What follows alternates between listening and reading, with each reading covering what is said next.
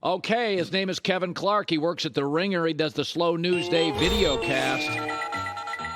It's funny. I was watching yesterday. I was very much getting ready to watch LeBron, and I was checking out all the Super Bowl stuff.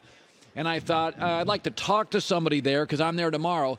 Do you feel the buzz? Because Super Bowls are different. Some feel huge. How do you feel about this one? A couple days out. How do you feel, Kev?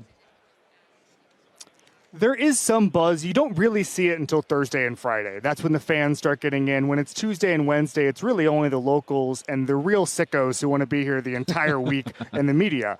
And so it's hard to gauge. I would say the fact that both of these teams have been to a Super Bowl in the last 5 years lessens the buzz. There will never be anything, Colin, like that Eagles Super Bowl a few years ago with the Nick Foles one, because there was such a belief that built throughout the week. There was the underdog story. They shouldn't have been there. It was Philly trying to get its first Super Bowl. Nothing will ever be like that. When I talk to Philly people this week, I'm starting to get the sense that Philly is starting to realize that nothing will ever be like it was 5 years ago. Yeah. I do think there's some sort of I do think you can sort of talk about the Eagles and have the caveat that they just did beat Daniel Jones and a fifth-string quarterback. I mean, I just talked to Deebo Samuel 5 minutes ago. I asked where he was on the quarterback depth chart. He didn't know, but that was the kind of NFC title game that they just came off of. And so I do think there's maybe a little bit of a lack of buzz only because we've seen these teams before. I mean, Colin, you remember at the tail end of the Patriots dynasty, when they would play in a Super Bowl, the get-in price was normally pretty low unless there was an Eagles-type team because Patriots fans were been there, done that. These are two teams that have been in the Super Bowl, and you can't have historic buzz when it's like that. Well, and that's what's interesting. I mean, we both kind of lived through the Patriot dynasty, and it was very unique because NBA dynasties last 3 to 4 years. This is a sport where they tackle each other. There's a hard cap, and it lasted 20. I do think Mahomes, because of his he's very much Tom in that he sent a message very early to everybody. I'm not going to take the most money. Get me really good players. And I think smart guys do that. I think Patrick gets the big picture.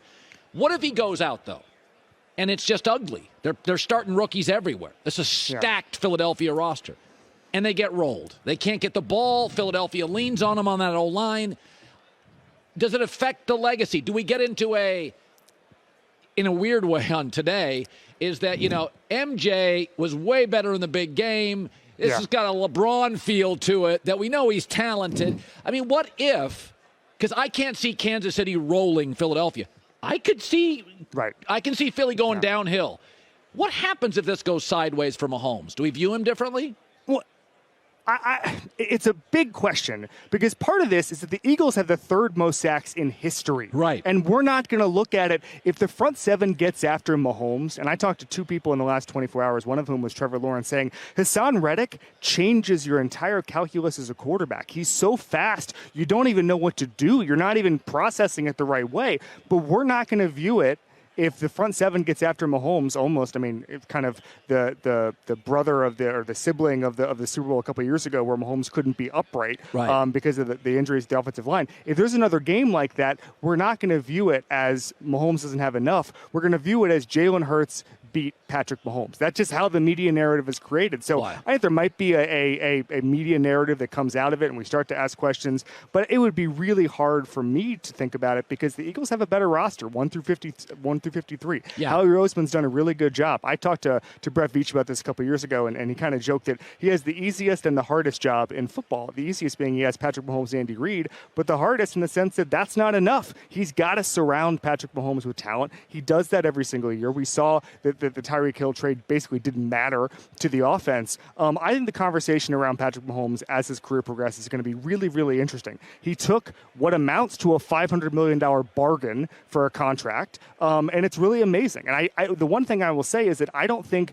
even though he's hobbled, even though the Chiefs have some injuries, even though, as you alluded to, they have young players, I don't think he has much of a built-in excuse. When he lost that game against Tampa Bay in Tampa Bay, Veach saw him in the elevator after the game and said, we're going to fix this. We're going to fix this. We're going to rebuild the offensive line. He ended up doing that. What's the narrative if he loses on Sunday? Yeah. It will be, rightly or wrongly, that Mahomes was not enough to erase the talent gap between the two rosters, and I believe he should be. Yeah. So I haven't asked you about this, haven't seen you in a while. The Sean Payton, Russell Wilson fit is intriguing. Yeah. We know he'll make them better.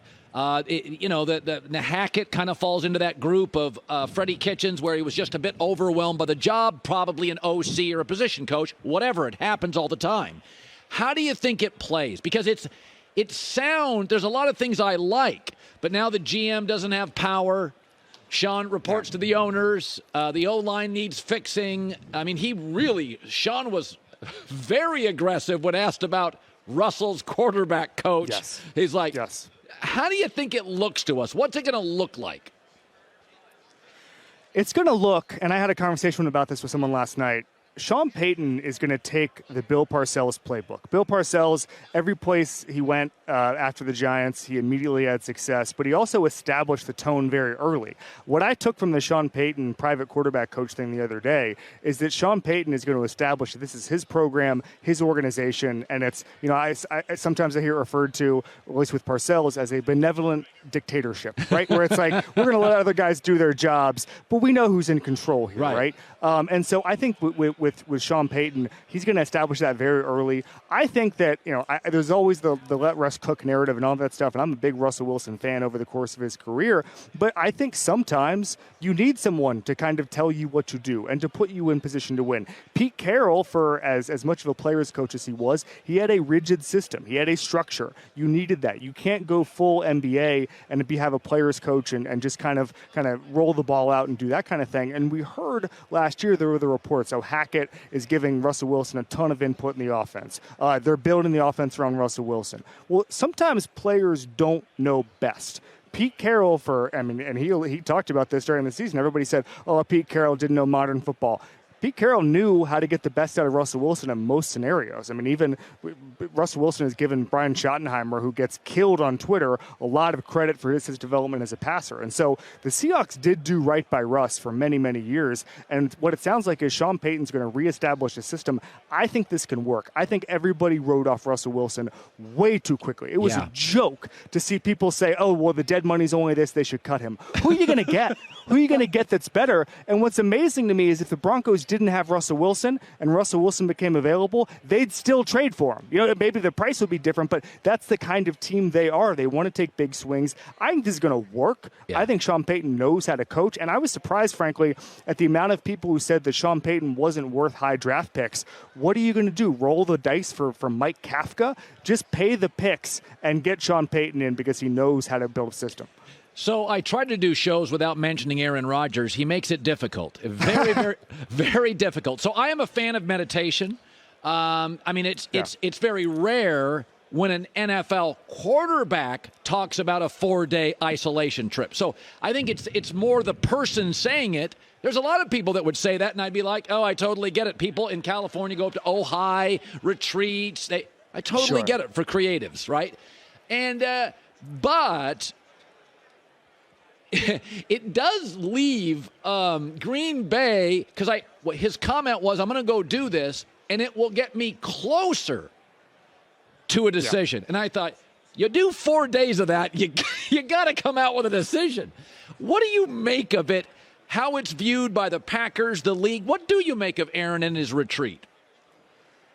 I've spent 4 days at a time in darkness with the lights out, just drinking beer and playing video games, and I didn't come out with any clarity afterwards. I'll say that much.